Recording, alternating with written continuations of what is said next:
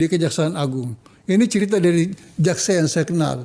Jadi memang dia dilindungi. Jadi yang saya bilang ada satu konspirasi besar yang bekerja. Yang kemudian dia menjadi presiden. Itu hampir tidak masuk akal.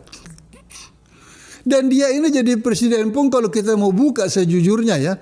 Yang saya tahu dari orang-orang dekatnya Prabowo. Ya, sebenarnya dia itu menjadi calon gubernur ya DKI itu bukan karena keinginan Megawati yang sangat kuat.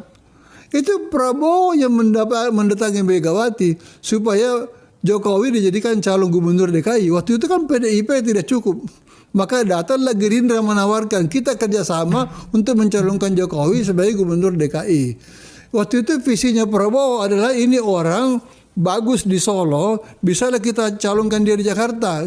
Dan ada semacam entah apa informasinya, ada perasaan tidak puas dengan Fauzi Bowo waktu itu. Padahal sebelumnya kan Gerindra itu mendukung Fauzi Bowo.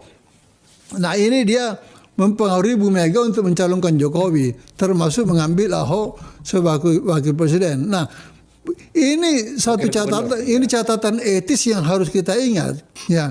Itu Prabowo yang mendesak Megawati untuk dia bisa jadi gubernur DKI.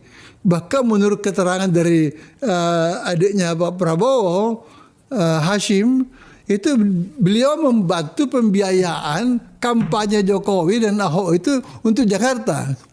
Nah, manusia yang tidak punya etika ini ketika Pilpres 2014 itu maju sebagai calon presiden melawan Prabowo, Pak. Di mana ini etikanya? Pertama dia meninggalkan Jakarta yang belum 5 tahun. Dia berjanji kepada rakyat Jakarta bahwa dia akan bertahan sampai 5 tahun. Itu janji di muka umum oleh rakyat pada satu malam itu di muka masyarakat itu. Dia tinggalkan. Dia melawan Prabowo yang sesungguhnya memberi kontribusi besar dia menjadi gubernur. Jadi memang manusia ini tidak punya etika. Jadi sudah negara ini tidak punya etika, masuk manusia yang tidak mengerti etika. Bagaimana tidak berantakan? Dia double kan, bertumpuk-tumpuk.